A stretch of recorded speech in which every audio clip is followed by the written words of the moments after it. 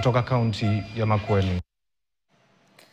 Kwingineko mtazamaji, mtu mmoja amefariki papo hapo huku wengine watatu wakipata majeraha na kupelekwa katika hospitali ya rufaa ya Kakamega baada ya gari walimokuwa wakitumia kupoteza mwelekeo na kubingirika kando ya njia eneo la Mahoho katika barabara kuu ya Kisumu Kakamega.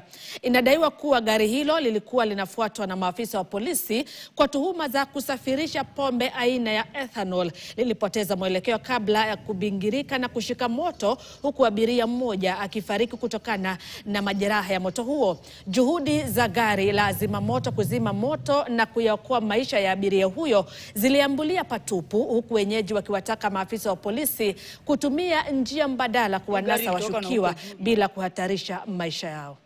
The moment hiyo gari linguna kuja zilikuwa mbili. So ilikuwa na gari ya askari, walikuwa wanateremka kwenda huko chini.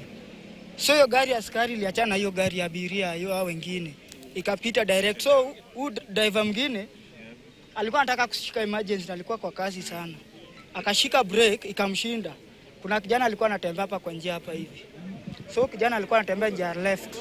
Ikamchapa, ilikuwa imemface direct. So the moment ikamface ikaingia kwa hiyo calabat. Ikagonga, ikaenda Air Force juu. Kitu kama 40 meters. Kurudi chini, ikaenda sasa ikaanza kupaa. Kupaa ilifika ikagonga hapa hivi. Ikagonga hapa ikageuka mara tatu, ikaenda hapo chini. Kwenda hapo chini, viguu ikaanza kutoka viguu 6. Moja ikapita hivi, moja ikapita, tatu zikapita katikati. Moja ikarudi katoka nyuma. So kuna kijana alikuwa anajaribu kutoka kwa hiyo mlango.